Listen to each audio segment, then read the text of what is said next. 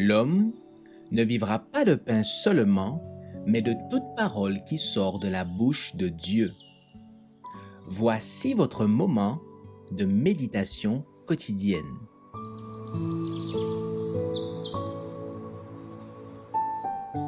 Maranatha.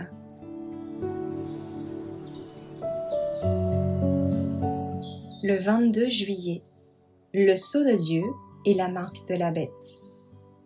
Enveloppe cet oracle, scelle cette révélation parmi mes disciples. Ésaïe 8, verset 16. Les justes vivants recevront le sceau de Dieu avant la fin du temps de grâce. Le signe ou sceau de Dieu est révélé par l'observation du sabbat du 7e jour, le mémorial de la création institué par le Seigneur. La marque de la bête, c'est le contraire, l'observation du premier jour de la semaine. L'observation du dimanche n'est pas encore la marque de la bête et ne le sera pas jusqu'au décret ordonnant aux hommes de célébrer un culte en ce jour de sabbat idolâtre. Le temps va venir où ce jour servira de test. Mais ce temps n'est pas encore venu. Nul ne sera condamné tant qu'il n'aura pas reçu la lumière et n'aura pas compris la validité du 4e commandement.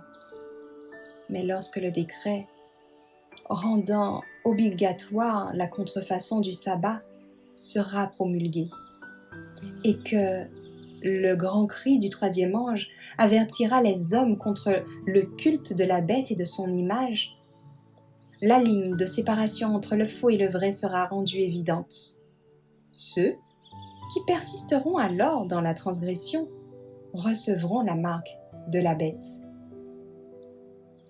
Si la lumière de la vérité nous a été présentée, vous faisant connaître le sabbat prescrit dans le 4e commandement et vous montrant que l'observation du dimanche ne repose sur aucun fondement dans la parole de Dieu, mais que, malgré cela, vous restiez attachés au faux sabbat, refusant de respecter celui que Dieu appelle mon saint jour, vous recevrez la marque de la bête.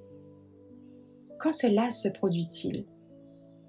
Lorsque vous obéissez au décret qui vous enjoint de cesser de travailler et d'adorer Dieu le dimanche, bien que vous sachiez qu'il n'y a pas un mot dans la Bible disant que le dimanche est autre chose qu'un jour ouvrable, ordinaire, vous recevrez sciemment la marque de la bête et vous refusez le sceau de Dieu. Dans peu de temps, tout enfant de Dieu sera scellé.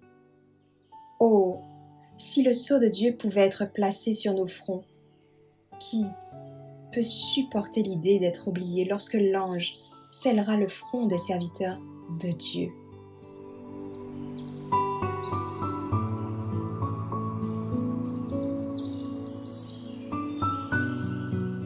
Merci d'avoir écouté cette présentation. Assurez-vous de nous rejoindre demain pour votre moment de méditation quotidienne avec lereste.org.